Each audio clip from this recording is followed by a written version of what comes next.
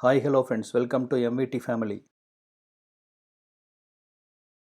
இன்றைக்கி நீங்கள் பார்க்க போகிற படம் 2011 வெளிவந்த ஒரு டேனிஷ் மூவி. படத்தோட பேர் ஸ்க்ரீனில் போட்டிருக்கேன், பார்த்து தெரிஞ்சுக்குங்க. இந்த படத்தோட ஒன்லைனர் சொல்லணும்னா 18 வயசான ஒரு ஸ்டூடெண்ட்டு அவனோட 2 மடங்கு வயசு அதிகமான, அதாவது 36 வயசான ஆண்டியை படம் முழுக்க போட்டு தட்டு தட்டுன்னு தட்டுறான். அப்படி அந்த ஆண்டியை தட்டு தட்டுன்னு தட்டிட்டு இருக்கும்போது அவனுக்கு எதிர்பாராத ஒரு பிரச்சனை வருது.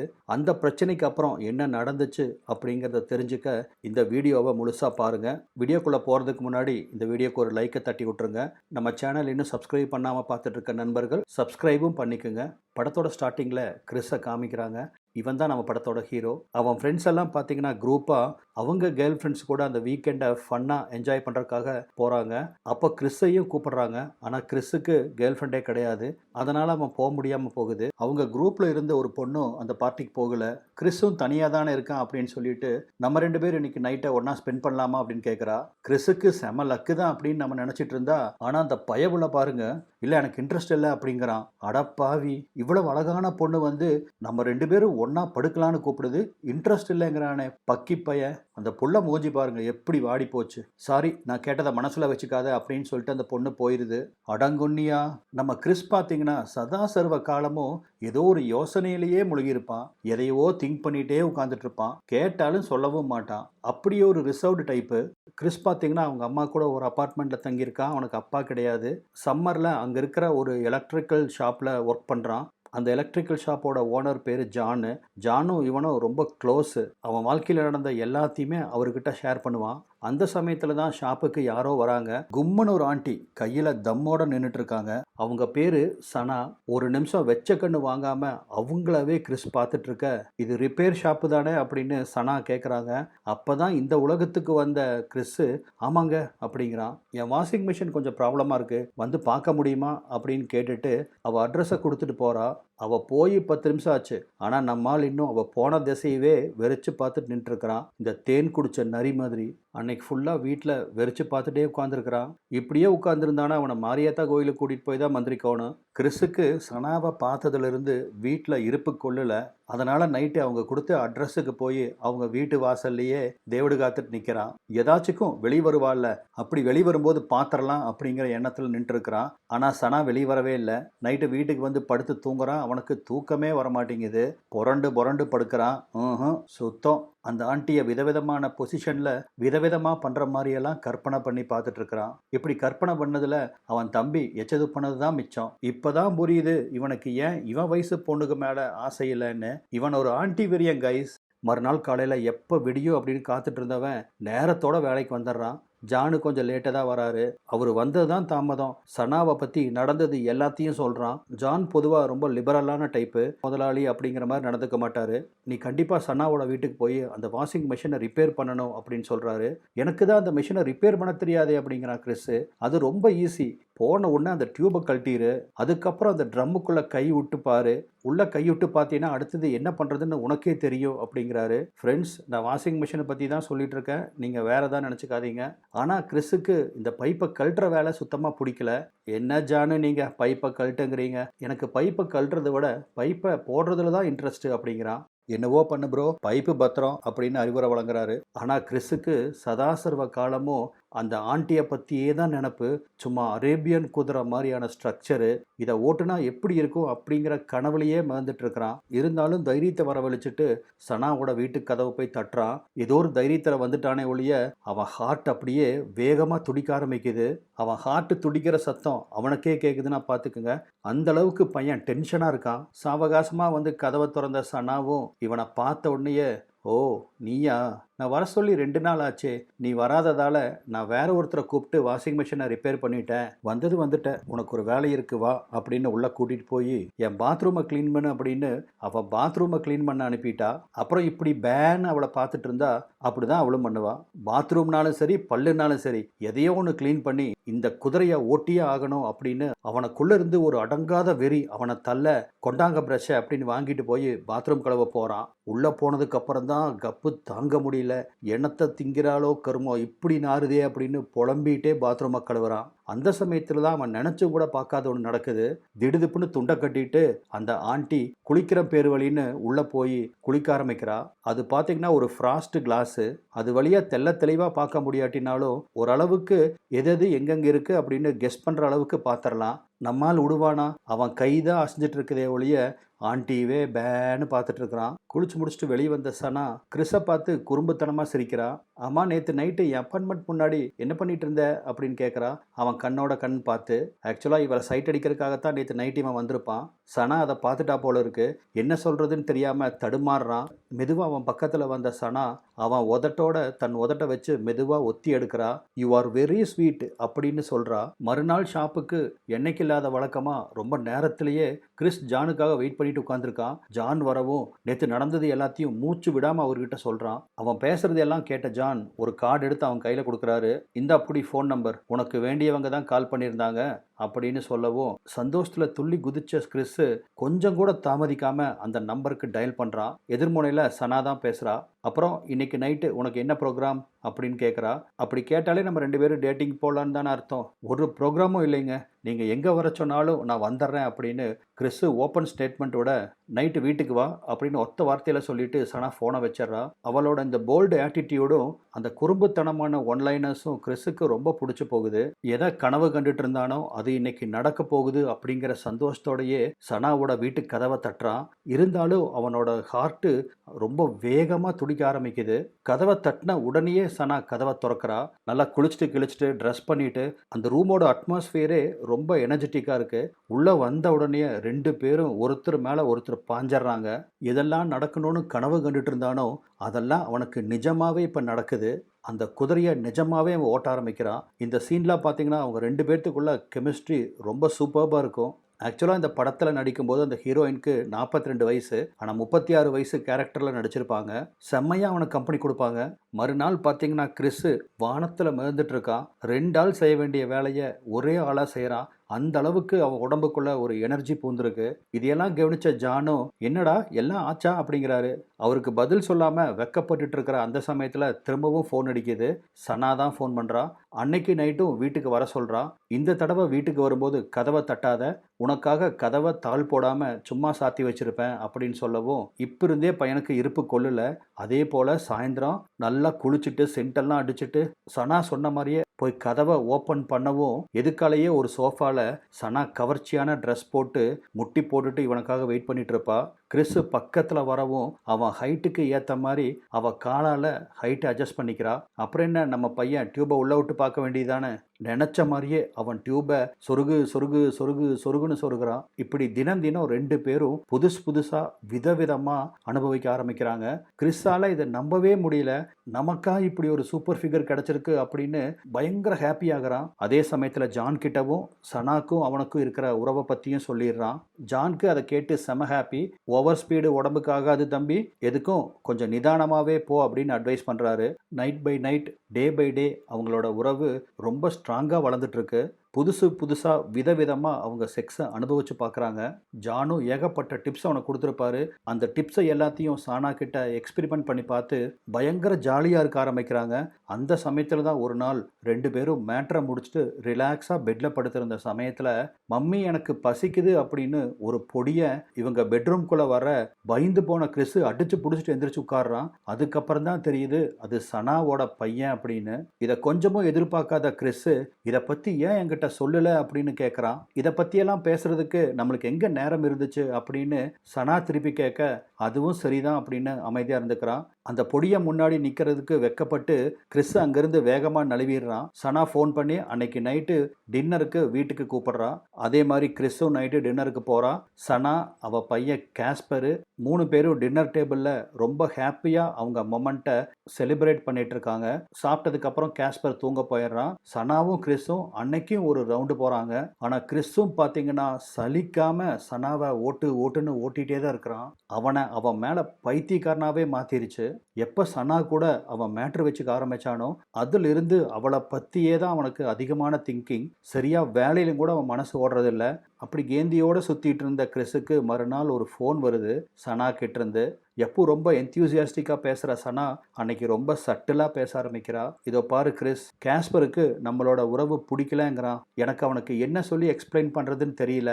அதனால் நம்ம 2 பேரும் பிரேக் பண்ணிக்கலாம் அப்படின்னு சொல்லிட்டு இவன் பதிலம் கூட எதிர்பார்க்காம ஃபோனை கட் பண்ணிடுறா. கிறிஸுக்கு ஒரு செகண்டு உலகமே அப்படியே ஜோல்ட் ஆன மாதிரி ஒரு ஃபீலிங்கு. தன்னை கண்ட்ரோல் பண்ண முடியாமல் அப்படியே கீழே உட்காந்துடுறான். என்ன பண்ணுறதுன்னு தெரியாத கிறிஸ் மனசு கணக்க அழுது புலம்புறான். மகனோட நிலைமையை பார்த்து அம்மா பதறி போகிறாங்க. ஆனால் அம்மா கிட்ட எதுவும் சொல்லாமல் அவங்கள ரூமை விட்டு தள்ளி கதவை தாள் போட்டுட்டு ரூமுக்குள்ளேயே அழுது தீக்கிறான். அன்னைக்கு நாள் ஃபுல்லாக ரூமுக்குள்ளேயே சாப்பாடு தண்ணி இல்லாமல் கிடந்து ஒரு விதமான டிப்ரெஷனுக்கு போயிடுறான். அவன் சோகத்தை எங்கே போய் கொட்டுறதுன்னு தெரியாமல் ஏதோ முடிவெடுத்தவனா அன்னைக்கு நைட்டு சனாவை பார்க்கறதுக்காக அவள் வீட்டுக்கு வந்து கதவை தட்டுறான். ஆனால் சனா கதவை திறக்க மாட்டேங்கிறா. கதவை திறக்க சொல்லி கெஞ்சுன்னு கெஞ்சுறா. ஆனால் அந்த கல்லஞ்சக்காரி கடைசி வரைக்கும் கதவை திறக்கவே இல்லை. இதனால் மனசு உடஞ்சு போன கிறிஸு அவள் வீட்டு வாசல்லையே அப்படியே சாஞ்சு உட்காந்து அழுக ஆரம்பிக்கிறான். மார்னிங் வந்து கதவை திறந்த போது கிறிஸ் அவள் வாசல்லையே படுத்து கிடக்கிறத பார்த்து சனா அதிர்ச்சி அடைகிறா. சனாவை பார்த்த உடனே கிறிஸ் கெஞ்ச ஆரம்பிக்கிறான். உனக்கு என்னாச்சு? நான் என்ன தப்பு பண்ணேன்? ஏன் திடீர்னு எனக்கு இப்படி ஒரு தண்டனை அப்படிங்கிற மாதிரி அவகிட்ட கெஞ்சவும், ஆனால் சனா அதை பற்றியெல்லாம் கண்டுக்காம முதல்ல இங்கிருந்து போயிரு அப்படின்னு அவனை ரொம்ப கடுமையாக சொல்ல, வேற வழி இல்லாமல் அவள் வார்த்தை கட்டுப்பட்டு கிறிஸ் அங்கேருந்து கிளம்பி வந்துடுறான். வீட்டுக்கு வந்து அவங்க அம்மா கிட்ட சொல்லி அழுன்னு அழுகிறான். அப்போதான் அவங்க அம்மாவுக்கு ஒரு விஷயம் புரியுது. நம்ம பையன் லவ் பண்ணுறது ஒரு 36 வயசு குட்டி போட்ட ஆண்டி அப்படின்னு. அம்மா ஆறுதலாக 4 வார்த்தை பேசுவான்னு பார்த்தா பிடிச்சி காய்ச்சுன்னு காய்ச்சி விடுறாங்க. ஏண்டா உன் வயசு என்ன, அவ வயசு என்ன? உனக்கு 18, அவளுக்கு 36. என்னடா காதல் கத்திரிக்காயின்னு எந்திரிச்சு போய் வேலையை பாருடா அப்படின்னு அவனை பிடிச்சி காய்ச்சறாங்க. ஆனால் நம்மளுக்கா வேலை செய்கிற மூடே இல்லை. என் கதை முடியும் நேரம் எதுன்னு உட்காந்து பாட்டு பாடிட்டு இருக்கிறான். ஜானும் அவனுக்கு எத்தனையோ ஆறுதல் சொல்கிறாரு. இதோ பாருப்பா, இப்படி ஒரு சுச்சுவேஷன் நீ எதிர்பார்க்கவே இல்லை. அவளா வந்தா உன் சீலை உடைச்சா 2 பேரும் பரஸ்பரம் நல்லா அனுபவிச்சிங்க. அவ்வளோதான், விட்டுரு. உனக்கு ஏற்ற உன் வயசில் இருக்கிற ஒரு பொண்ணை பாருப்பா அப்படின்னு அவரும் அறிவுரை சொல்லிட்டு இருக்காரு. ஆனால் நம்ம ஆளோட காதில் எதுவுமே போற மாட்டேங்குது. ஒரு தடவை அவன் வீட்டுக்கு போகும்போது சனா சோஃபாவில் முட்டி போட்டுட்டு இருந்திருப்பா இல்லையா, அந்த நினைப்பே இவன் மனசுக்குள்ளே வந்து இவனை ரொம்ப டிஸ்டர்ப் பண்ணுது. அந்த சமயத்தில் அவங்க 2 பேரும் எதிர்பாராத ஒன்று நடக்குது. சனா டிப்டாப்பாக ட்ரெஸ் பண்ணிட்டு கிறிஸை வந்து மீட் பண்ணுறா. இதோ பாரு கிறிஸ், நான் இன்னைக்கு நைட்டு என் ஃப்ரெண்டு கூட சினிமாவுக்கு போகிறேன். கேஸ்பர் வீட்டில் தனியாக இருப்பான், அவனை கொஞ்சம் பார்த்துக்கிறியா அப்படின்னு ரொம்ப உரிமையோடு கேட்கவும், இப்போ தான் அவளை பற்றி கழுவி ஊற்றி அழுதுட்டு இருந்தான். அதையெல்லாம் மறந்துட்டு கிறிஸு ஓ பார்த்துக்கிறனே அப்படின்னு உடனடியாக அக்செப்ட் பண்ணிக்கிறான். இதோ பாரு தம்பி, இவ சரியில்லை. 2 நாளைக்கு முன்னாடி தான் உனக்கும் எனக்கும் செட் ஆகாதுன்னு பிரேக் பண்ணா.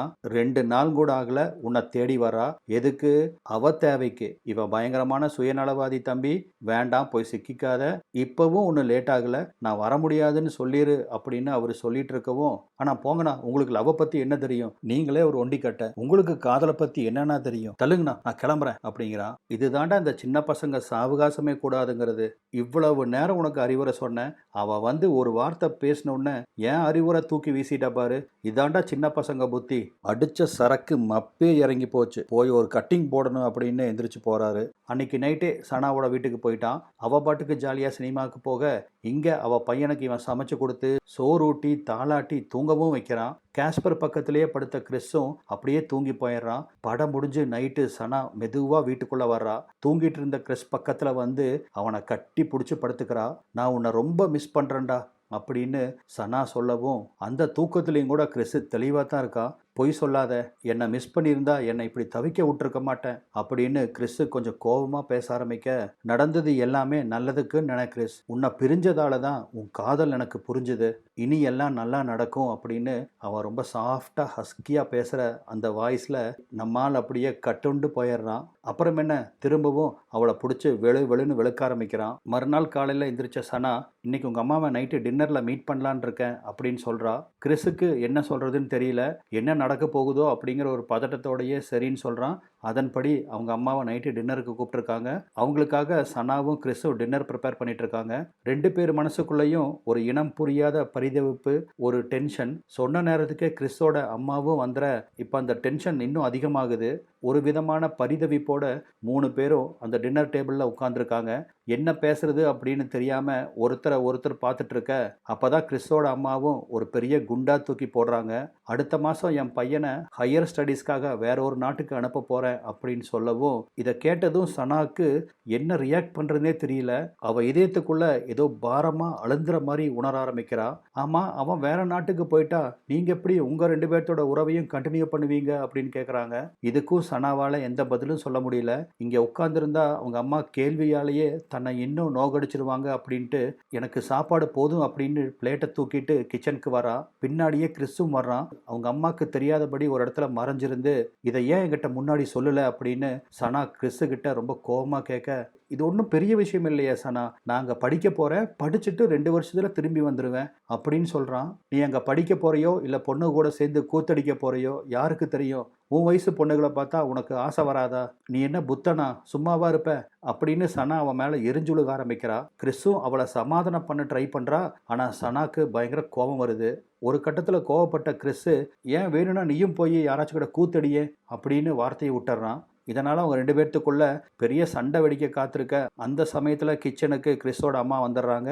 பொடிய கேஸ்பரும் வந்துடுறான். அவங்க வந்ததால் இவங்க 2 பேரும் அவங்க சண்டையை நிறுத்திட்டு டென்ஷனை காமிச்சிக்காம கேஷுவலாக இருக்கிற மாதிரி நடிக்கிறாங்க. திரும்பவும் டைனிங் டேபிளில் வந்து எல்லாரும் உட்காடுறாங்க. அப்போ தான் கிறிஸோட அம்மாவும், நான் ஆல்ரெடி கிறிஸு தங்குறதுக்கு அப்பார்ட்மெண்ட்லாம் பார்த்து புக் பண்ணிட்டேன், ஃப்ளைட் டிக்கெட் மட்டும் கன்ஃபார்ம் ஆகலை, வந்தோன்னா அவன் கிளம்பிடுவான் அப்படின்னு சொல்லிட்டு சனாவோட பதிலை எதிர்பார்க்காம வெடுக்குன்னு அங்கிருந்து எந்திரிச்சு கிளம்புறாங்க. அம்மாவை கொண்டு போய் வீட்டில் விட்டுட்டு கிறிஸு திரும்பியும் சனா வீட்டுக்கு வரான். அவங்க 2 பேர்த்துக்கு நடுவில் இருந்த டென்ஷனை குறைக்கிறதுக்காக திரும்பவும் அவளை படுக்க வச்சு அவன் கோபமெல்லாம் தீர்ற அளவுக்கு ஷாட்டு போடுறான். அவளும் சும்மா இல்லைங்க, கிறிஸை புடின்னு பிடிச்சிட்றா. இந்த மாதிரி அவங்க 2 பேரும் மனசுக்குள்ள இருந்த டென்ஷனை ரிலீவ் பண்ணிக்கிறாங்க. மறுநாள் நைட்டு சனா ஃபோன் பண்ணுறா. இப்போ வரைக்கும் நீ எனக்கு ஒரு ஃபோன் கூட பண்ணல கிறிஸ், உனக்கு என்னாச்சு, நம்ம உறவு இவ்வளவு தானா அப்படின்னு ஃபோன்லேயே பொறுமை இல்லாமல் அவங்ககிட்ட கோபப்படுறா. அமைதியாக இருந்த கிறிஸும், இதோ பாரு சனா, நம்ம 2 பேர்த்தோட இந்த உறவும் நிலைக்காது, நம்ம பெட்டர் பிரேக் பண்ணிக்கலாம் அப்படின்னு சொல்லவும் இதை கேட்டு சனா அழுக ஆரம்பிக்கிறா. தினம் 100 தடவை என்கிட்ட லவ் யூன்னு சொல்லுவியே, அந்த லவ் உனக்கு என் கூட படுக்கையில் மட்டும்தான் வருமா, வாழ்க்கையில் அந்த லவ் கிடையாதா? அப்போ நீ என் உடம்புக்காகத்தான் என்னை லவ் பண்ணியிருக்கில்ல அப்படின்னு ஃபோனில் பயங்கரமாக கத்தி பேச ஆரம்பிக்கவும் சனாவை எப்படி ஹேண்டில் பண்ணுறதுன்னு தெரியாத கிறிஸ் ஃபோனை கட் பண்ணிடுறான். கொஞ்ச நேரத்திலேயே பார்த்தீங்கன்னா பயங்கர கோபமாக கிறிஸோட வீட்டுக்கே சனா வந்துடுறா. வீட்டுக்கு வராம கீழிருந்தே அவனை பார்த்து கத்த ஆரம்பிக்கிறா. அவன் மனசுக்குள்ள இருந்த ஆத்திரத்தை எல்லாம் கொட்டி தீக்கிறா. அவளை எப்படி கண்ட்ரோல் பண்றதுன்னு தெரியாத கிறிஸும் அவளை இறுக்கமாக கட்டி பிடிச்சிக்கிறான். இதோ பாரு சனா, நம்ம 2 பேரும் ப்ராக்டிக்கலாக யோசிக்கலாம், நம்ம 2 பேரும் நல்லா என்ஜாய் பண்ணோம், இதோட அதுக்கெல்லாம் ஒரு ஃபுல் ஸ்டாப் வச்சிடலாம். ஏன்னா நம்ம 2 பேர்த்துக்கும் நடுவில் இருக்கிற இந்த வயசு வித்தியாசத்தை காமிச்சு எங்கள் அம்மா என்ன சொன்னாலும் அக்செப்ட் பண்ண மாட்டாங்க. அவளை இருக்க கட்டி பிடிச்சி அவளுக்கு ஒரு முத்தத்தை கொடுத்து சனாவை அவளோட அப்பார்ட்மெண்ட்டுக்கு கூட்டிகிட்டு வந்து படுக்க வைக்கிறான்.